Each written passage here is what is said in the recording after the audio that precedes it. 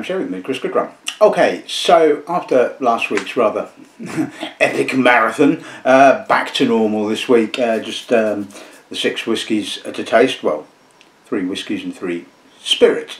New make spirit, in actual fact. As you know, I always like to taste new make spirit because new make gives you the sort of like the DNA, shall we say, of the distillery, and it's, you know, the basis upon which their whiskey is kind of built, I suppose. And it's always really nice to compare the new make with the finished article, for want of a better phrase, I suppose. And there are a number of distilleries that, well, probably most of them in actual fact, that really don't like giving away their new make spirit because it's not ready. And you know, I do ask the question a number of times, and you know, more often than not, I get told no. So in this case, I do have to say thank you to both Glencadam and Tomintoul, or Angus Dundee distillers, for the samples for today's episode of the show, or some of them anyway. They didn't exactly give me the new make samples, and well, no, I didn't steal them either. I didn't sort of nip into the master blender's laboratory and sort of like, oh, I'll have some of that.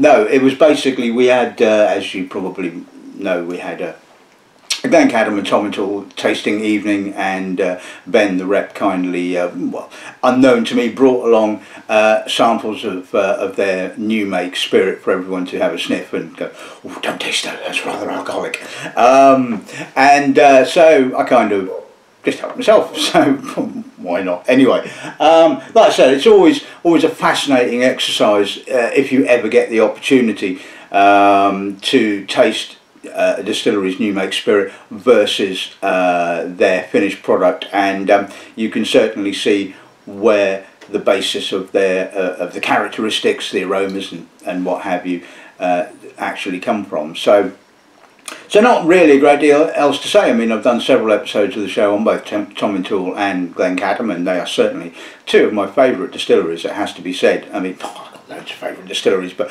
certainly these 2 tick my boxes. Even their sort of, you know, no age statement bottlings, I think are pretty good. So but anyway, we're looking at new make and a little bit older, plus 1 brand spanking new bottling, which is in essence why I'm doing this episode of the show.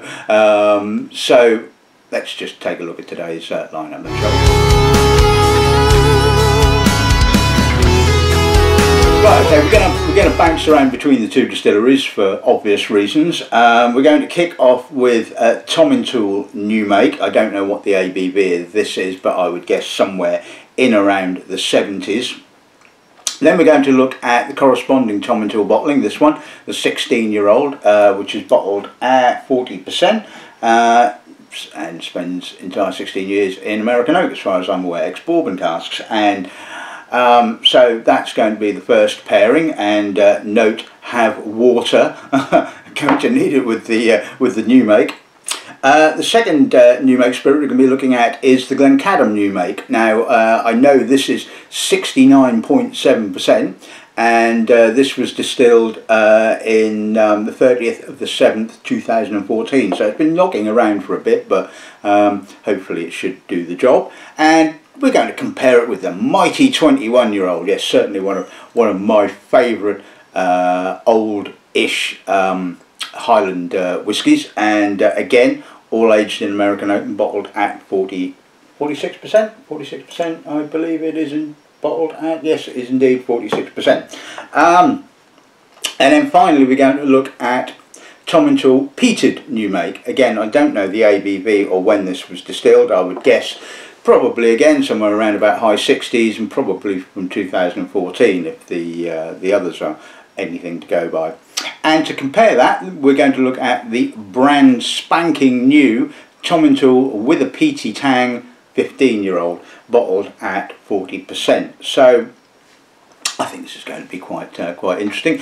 I mean, it would be, I mean, I could have used younger age statement whiskies, and they may well have had a more closer relationship to the actual new makes, but you know, I love old whiskey, it has to be said, and when I get the opportunity to taste it, well, why not? And you know, it's just as fascinating as using a younger spirit. So anyway, so there you go, that's the lineup for today's episode of the show. Let's kick off with a bit of new make then, shall we?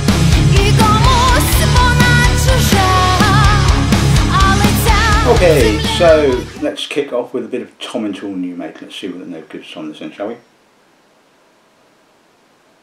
Wonderfully soft. There's a few off the still kind of notes, as you would expect, but not a lot. There's some lovely kind of natural cereal,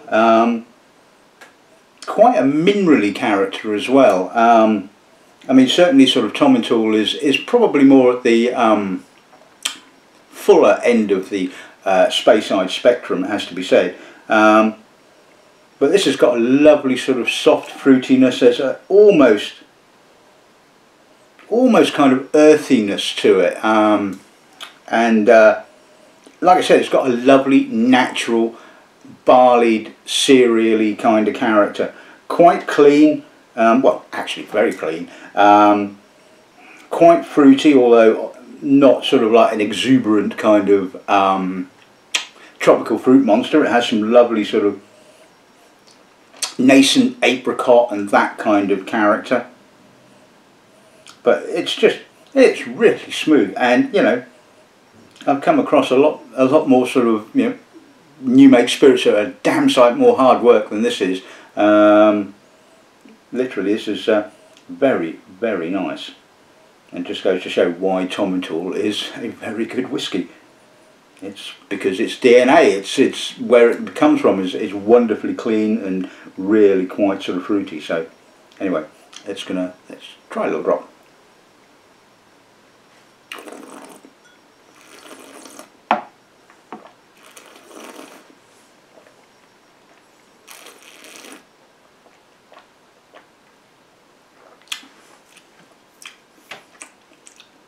Palate is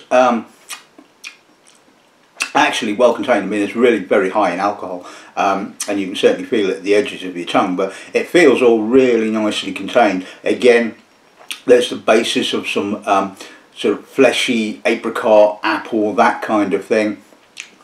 A little bit of earthiness, plenty of barley, a little bit of that sort of off the still cereal kind of note. Not as oily as some new makes. It's got a lovely cleanness to it. That is absolutely gorgeous, really, really nice. Anyway, I'm going to put a little drop of water with it and see what that does to it.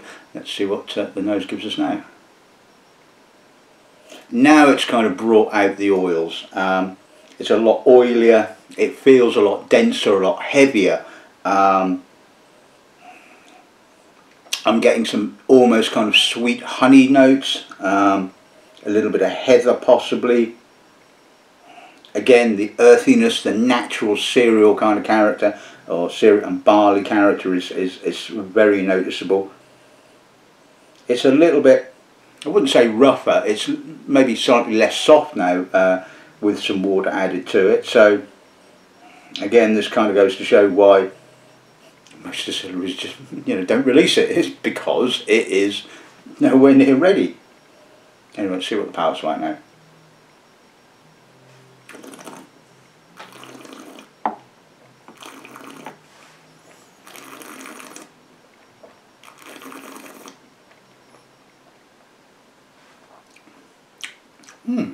Almost a spiciness there on the finish. I mean, again, wonderfully soft, rounded, bit more sweetness. I'm certainly getting more honey character now. Like I said, a little bit of heatheriness, and that almost spiciness on the finish. That is absolutely gorgeous new make.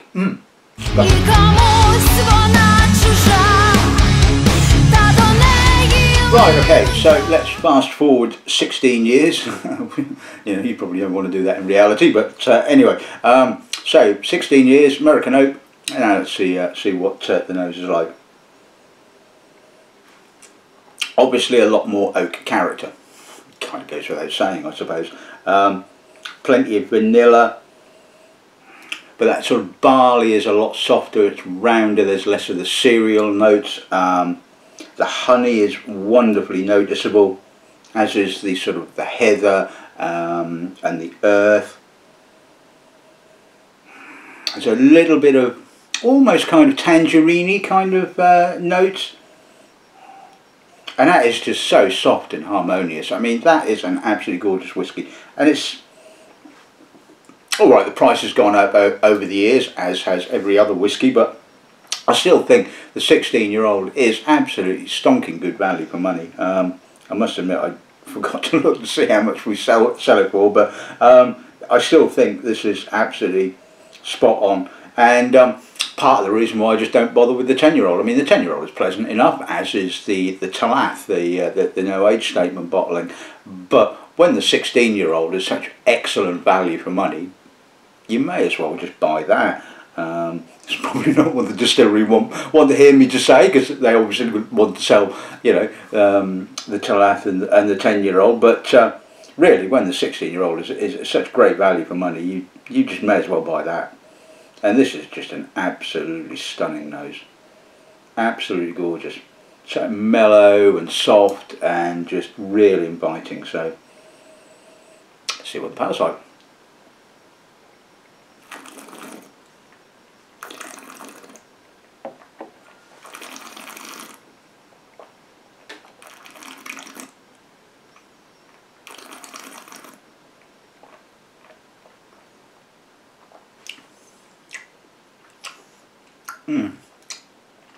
Wonderfully soft, mellow,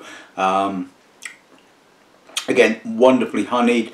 I suppose the only thing I would say about it was I'd probably like to see it at 46%, but then obviously the price goes up a bit from there. It's soft, it's smooth, it's so easygoing. There's lots of lovely sort of fresh, fleshy apricot, there's apple, a little bit of spice, more vanilla. Almost sort of moving into the sort of like the toffeed kind of notes. Gentle, elegant, absolutely gorgeous, and certainly it's one that I often recommend, and we sell out of it, well, I say relatively quickly. It's certainly one of my favourite Speyside whiskies, so absolutely spot on, really good.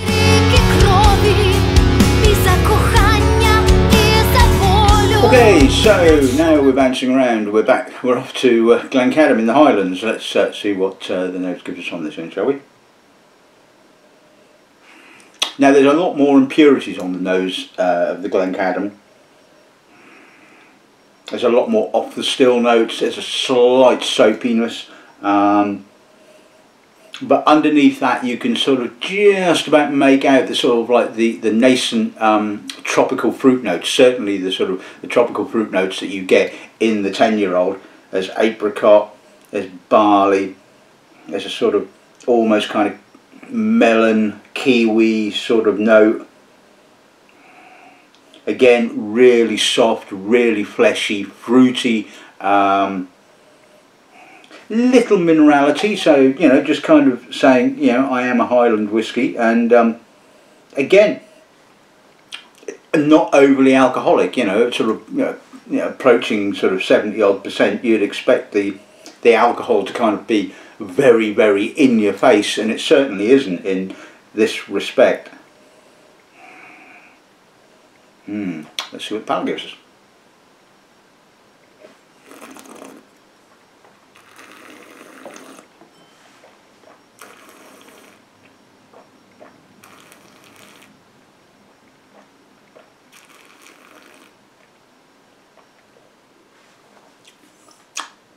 Now the alcohol's a lot more noticeable on the palate. It's giving a tongue-tingling, almost spicy sensation. It's a bit dry. There's some lovely kind of soft, almost tropical fruit, but it's right on the very edge, certainly on the edge of the tongue. God, my mouth is watering, it has to be said. And that alcohol was pretty intense on the tongue, like I said.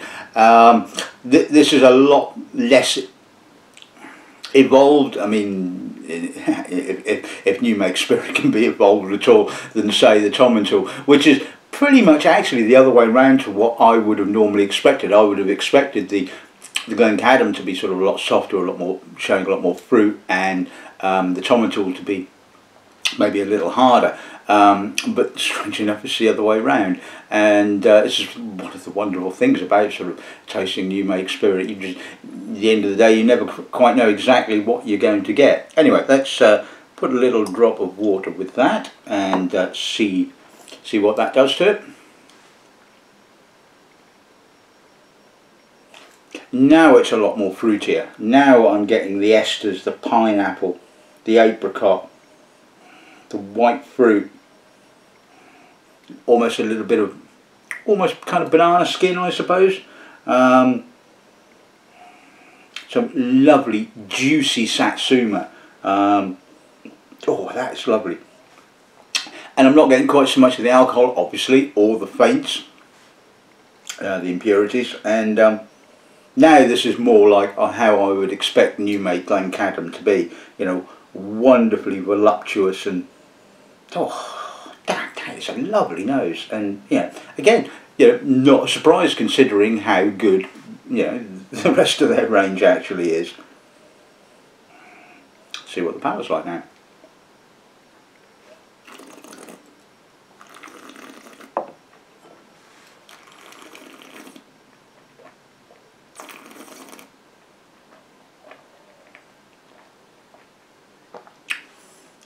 That is lovely, absolutely gorgeous, wonderfully soft, smooth, rounded. Again, like I said, you get the sort of like the DNA imprint of tropical fruit.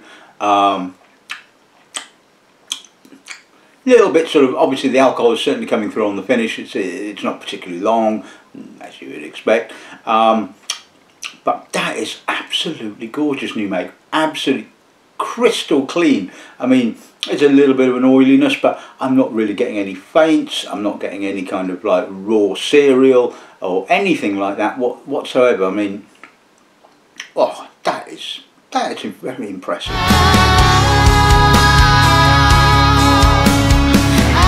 Now, talking of impressive, oh, Glencadam 21. 21 years in American oak, just how I like it. Let's see what the nose gives us.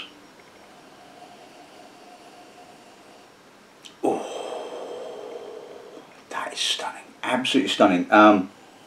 Wonderful, dusty, mature American oak.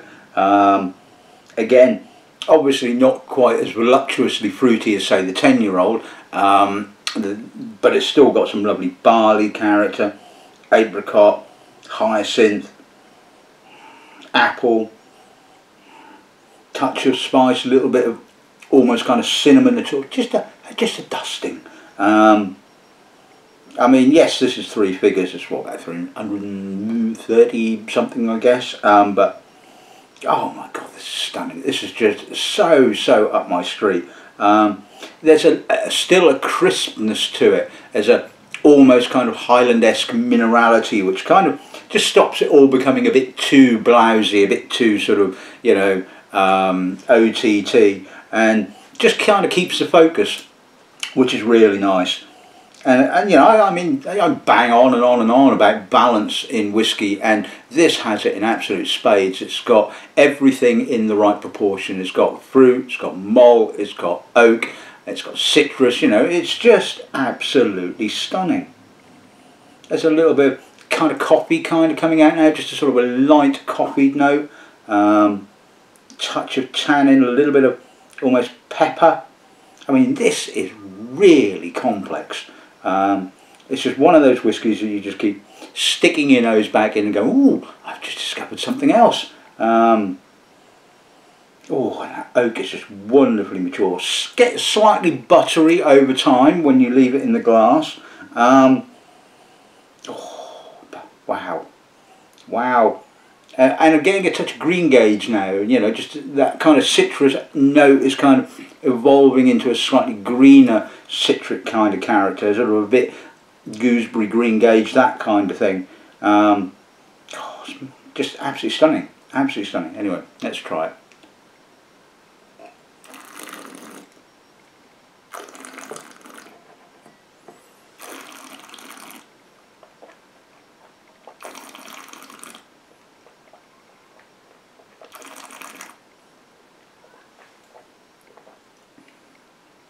voluptuous, fruity, mature fruit, mature dusty American oak, a little bit of tannin which has got a sort of slight coffeed edge to it, touch of pepper, cinnamon, a little bit of bittering oak on the finish, but again that combined with the citric note and the barley and the oak, it's just magnificently balanced. It's just got so much verve and intensity, but mellowness and sort of laid back character. You know, it's just absolutely stunning, and that really ticks all the boxes as far as I'm concerned. And it's just, that is the wonderful thing about sort of mature American oak aged whiskey. Sometimes that's just all you need to do. You don't need to fart about with sherry casks and all the other fripperies, shall we say. Just leave it in an American oak barrel and bottle the damn thing when it's got some age to it.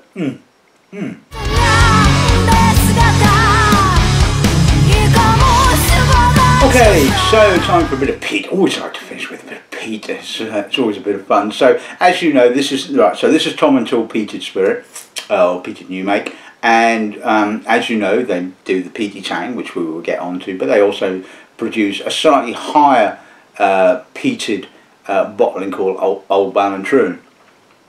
And one of the things I really like about Tomintoul is this fact that they produce a kind of classic softly peated malt which doesn't kind of impinge too much upon the character of the spirit, and then they produce a heavily peated one and they call it something completely different, so not to kind of confuse. Whereas, you know, some distilleries start off with a lighter peated bottling, doing everything, in my opinion, how they should do it, and then over time the peating level gets ramped up and up and up, and suddenly you get to the point where you're tasting it and going, well, this just tastes like a bloody Islay. All I can taste is peat. I can't taste the character of your spirit at all, and to me defeats the object of the exercise. But anyway, that's just a little bit of soapbox rant there. But anyway, quite a lot of peat in actual fact.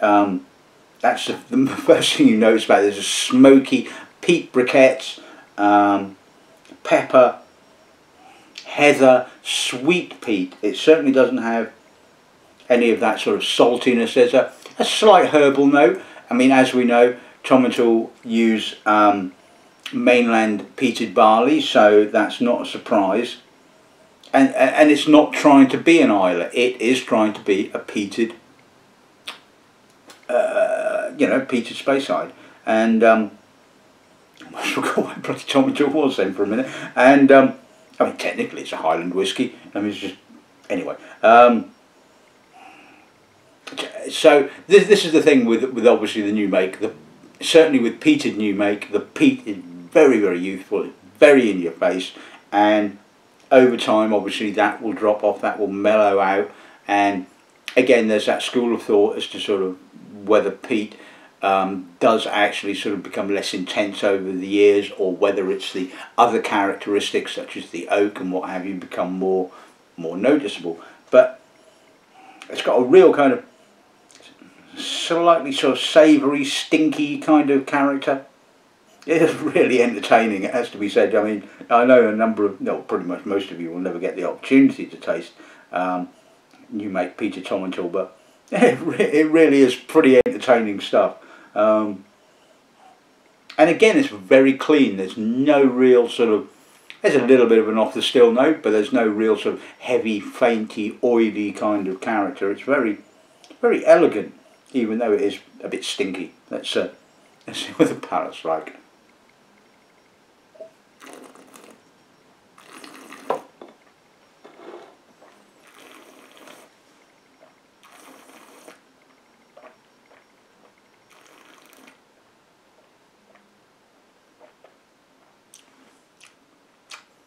Again, the peat is the kind of focal point with that sort of dusty, Highlandy kind of character.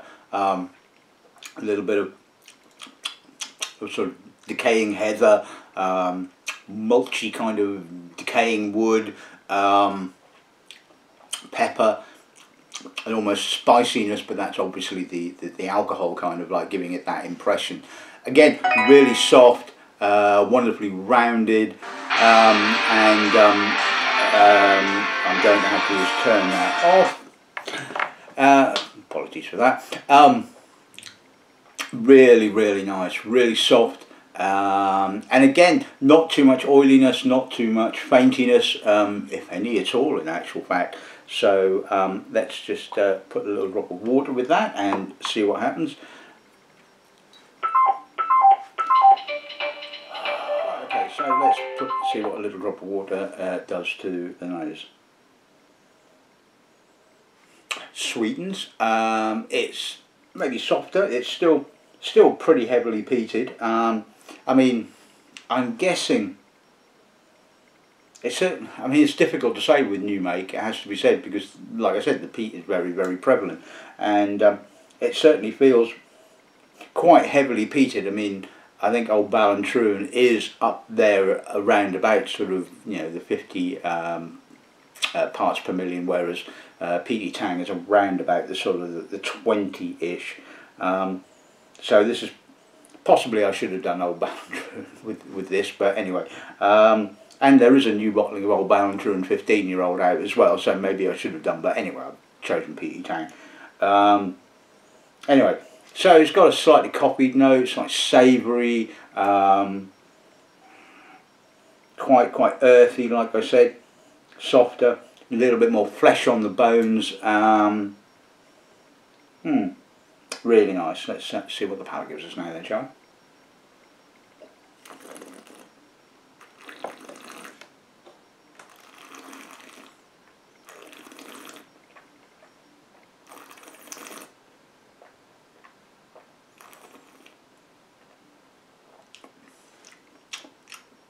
The peat really only kind of comes through on the end of this. I mean, it kind of starts with that sort of soft, fruity character that we certainly found in the Tomintoul new make.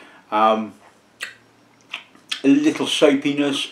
Again, sort of, like I said, the peat comes through towards the end with a sort of quite a smoky, dusty, earthy kind of character. Bit less complex, less intensity, well, probably less intensity rather than complexity. I mean, you're never going to expect sort of major complexity when you make spirit, but still really clean and really classy. So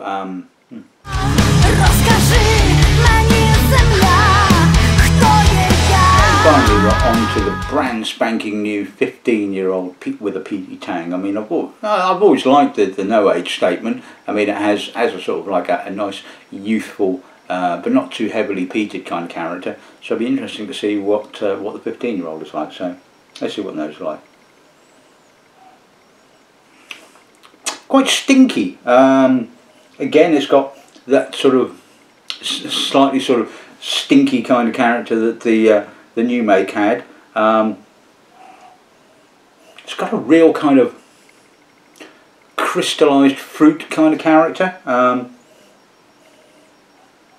It actually feels like there's sort of a little bit more, not faintiness, but sort of rawness, I suppose, almost.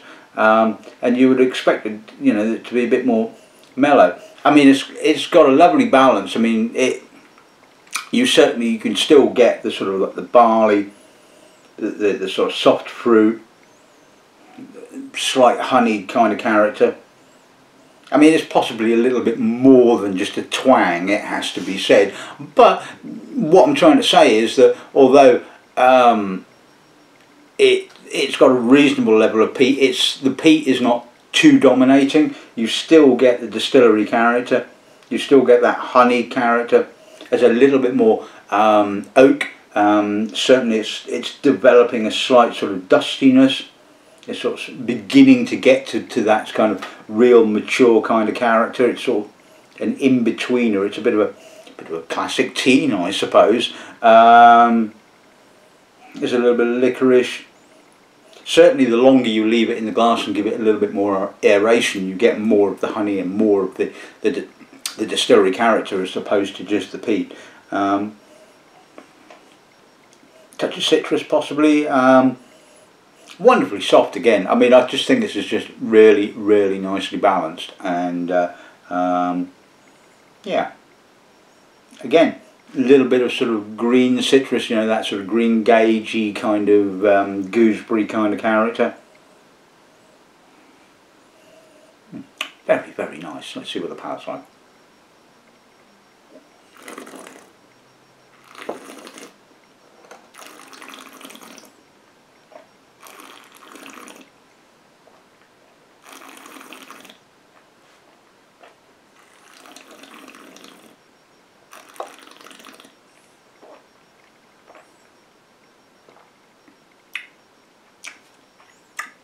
Soft, mellow, honeyed, nice spiciness on the finish, less peat noticeable on the palate. It's kind of more of a sort of a slightly stinky, smoky kind of meaty-ish kind of character.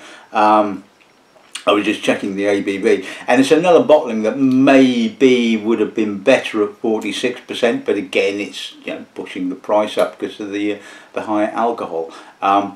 And it's wonderfully mellow. It's kind of laid back. It's kind of classic, robust peated spey.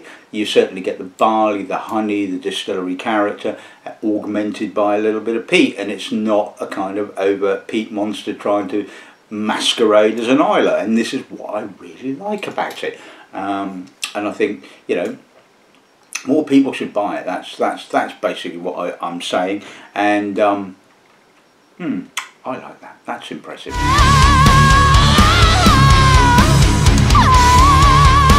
Okay, so let's sum today's episode of the show up. Really intriguing. I always love these kind of tastings. I always love to taste new make against mature spirit. I think it's kind of just a sort of a real eye-opener, and it kind of just reminds you about, you know, what it is the whisky industry does, I suppose. I mean, we get maybe a bit too used to drinking the end product, and kind of forget about sort of, you know, where that end product kind of originates, I suppose. And like I said, I know that the vast majority of you will never get the opportunity to taste new make spirit. I mean, you might get the opportunity if you visit sort of various distilleries. They might be inclined to allow you to do that, but most of the time you won't get that. So I feel very, very blessed, shall we say, in having the ability to do this, and I'm very, very thankful to Angus Dundee for the samples for today's episode of the show, and hopefully I've not disappointed you guys. I don't think I've done so yet, and yeah, you just keep making great spirit, and well, you know, I'm not going to say anything unpleasant about your stuff, am I? So Tomintoul itself, lovely whisky, sort of robust, classic spey, got some lovely honey character, sort of fruit, very mellow. I mean, they call it the gentle dram, and it is just so easygoing, and the 16 is just, you know, remarkably brilliant value for money. Glencadam, again, another one of my favourite Highland whiskies. It, again, probably more fruity and richer than some of the Highland whiskies. There's less of that kind of minerality and sort of, you know, kind of classic Highland sort of minerality kind of character. The 10-year-old is always been a big favourite, you know, still really well priced, but the 21 is just off the charts. I mean, it's stunning, and, you know, if you want a mature American oak aged complex whisky, you can't really go far too wrong with Glencadam 21-year-old, as far as I'm concerned. And the Tomintoul Peated range, again, it ticks my boxes for what a peated Highland or Speyside whisky should be all about. It shouldn't be attempting to ape or be anything other than just a peated Spey or a peated Highland. You know, just enough peat to sort of make it sort of interesting, but not too much to kind of overwhelm the character of the spirit. And, you know, I think there's a number of distilleries that could sort of bear that one in mind when they're sort of thinking about either doing a peated spirit or upping the peating content of their peated spirit, because there comes a point where you kind of lose the balance, and in my opinion the balance of any whiskey is always something I always kind of look for. So yeah, there you go. That's this week's episode of the show in the bag. I hope you enjoyed it. I hope you will check out Tomintoul and Glencadam and buy from us. Gets without saying, doesn't it, really? Next week, another special episode of the show. And they're always special, aren't they? So until next time, it's good afternoon and good dramming. And apologies for the interruptions.